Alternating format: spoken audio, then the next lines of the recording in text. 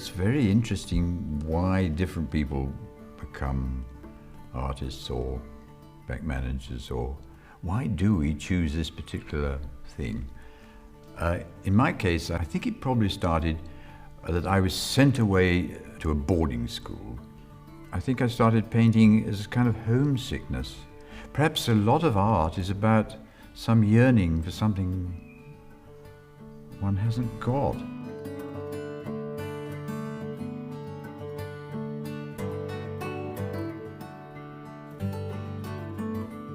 A lot of my life is about going to find very special places and then immersing myself. I camp for weeks and weeks, and then I start to get to know all the different things that are happening.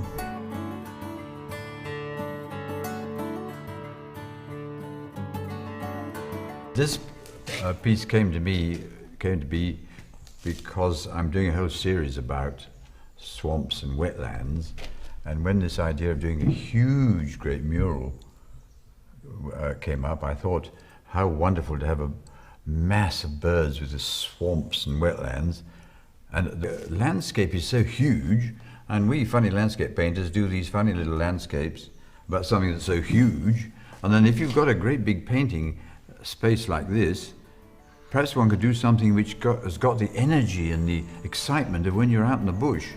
And in this case, I've chosen a place, it's based on the Guido wetlands, which are wonderful wetlands in northern New South Wales.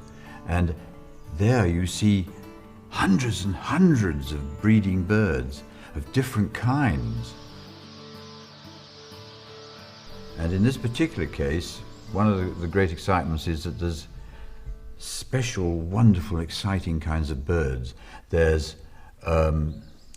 egrets. This, what we see here, is going to be, you've got these dark bronze ibises. These are dark, but this is going to be a wonderful white bird, a bit like an angel.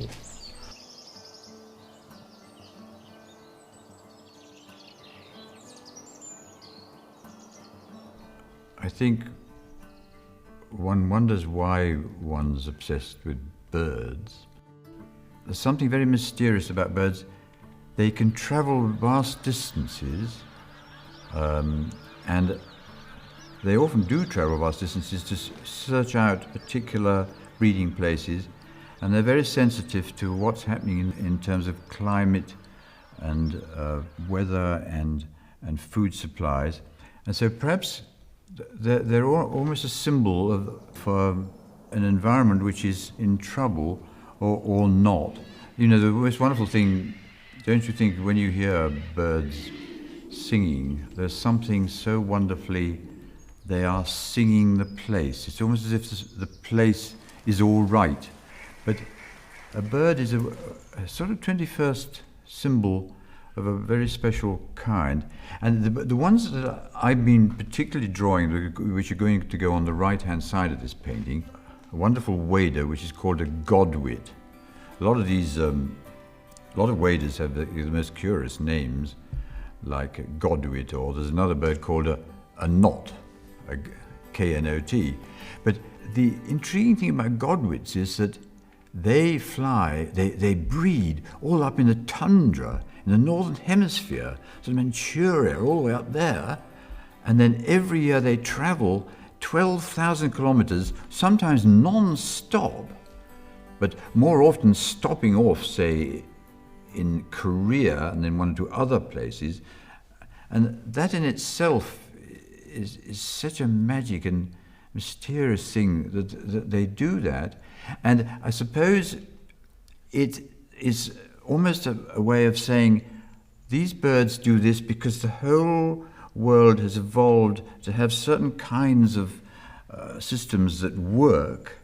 And so when you suddenly stop seeing many godwits, like all these beautiful birds, like the different waders, the turnstones and all the others, are getting less and less, when they stop, and you know, I'm going to put a thing which is going to be terribly didactic on the top there. I'm going to have a thing which says something billion godwits, That was in 1950, and then in 1970, half that number, and it could be that in the bottom of this painting I might have 3 little godwits, because all their breeding places have been built over, where they stop in Korea particularly. And so these are really interesting stories if we're talking about the big things that are happening to the world in a way.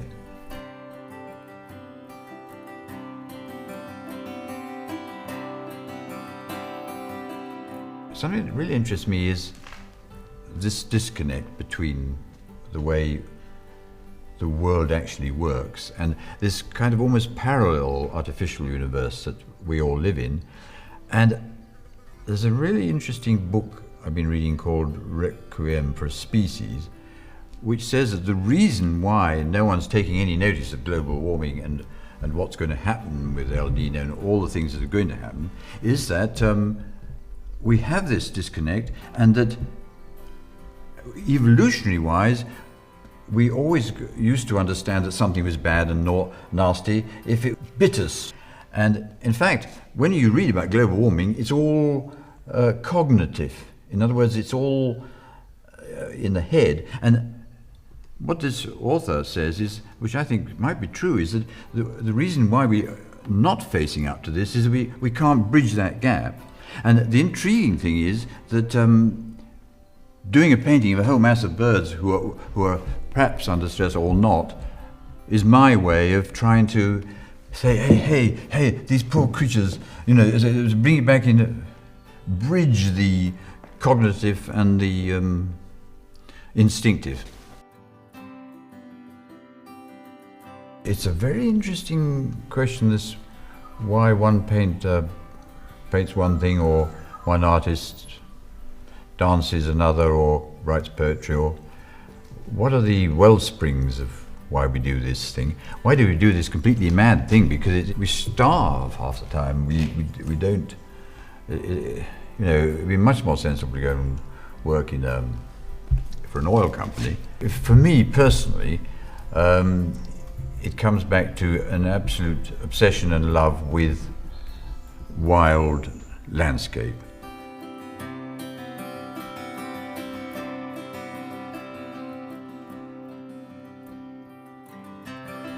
The exciting thing about art is that you can bring in science and other things, and it's when they meet, really exciting things happen. And so my theory is that if you've got things about global warming and isobars and thermoclines and lots of exciting things happening on the edge, which are sort of rather scientific, obviously rational things, and then they morph into this wild, ecstatic, instinctive, celebratory art stuff, you've got a meeting of the two different kinds of ways we think. And so much of life now is in little boxes. The scientists think they're over there, and the artists are over there. And the most exciting things are when they come together.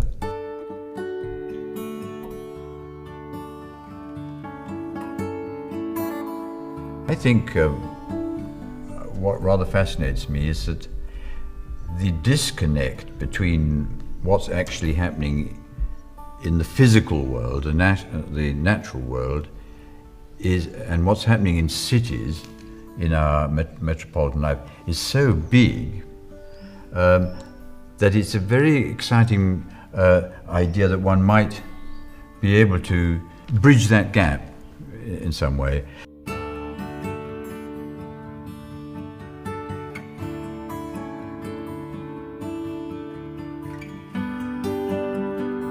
I'm having a marvellously delicious time here because oil painting is so incredibly sensual.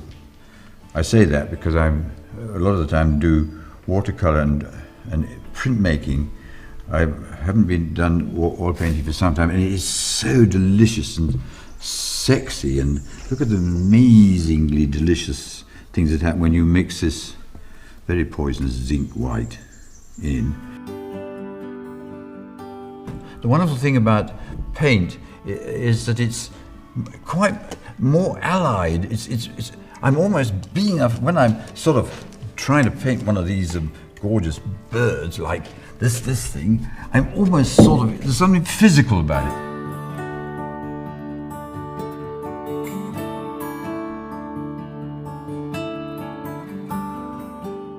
And I'm going to have tremendous fun getting the relationship between these lovely dark birds and then this white egret.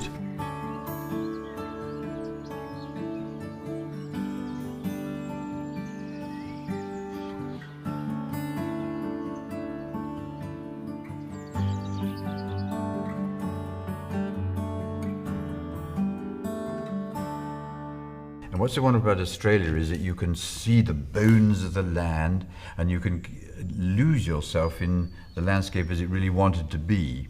And so I've always found myself obsessed with birds, lizards, and all these different things and as part of the landscape. But increasingly, I'm realizing that what I'm trying to do is that I am a kind of endangered species because I'm painting poor old endangered species. I mean, and so that my obsession and love for landscape has then come full against the fact that a lot of it's closing down. And so that, you see, I'm not a climate denier. I actually know that extraordinary things are happening in the natural world, which are just simply have not been happening in the last many thousands or even million years. And so my fascination is to find why there are fewer breeding events, but then also my excitement is to be able to show people how wonderful these creatures are. Painters, I suppose it's true of a lot of professions, isn't it? Everyone has the successful people, ones who have obsessions. So this is my obsession.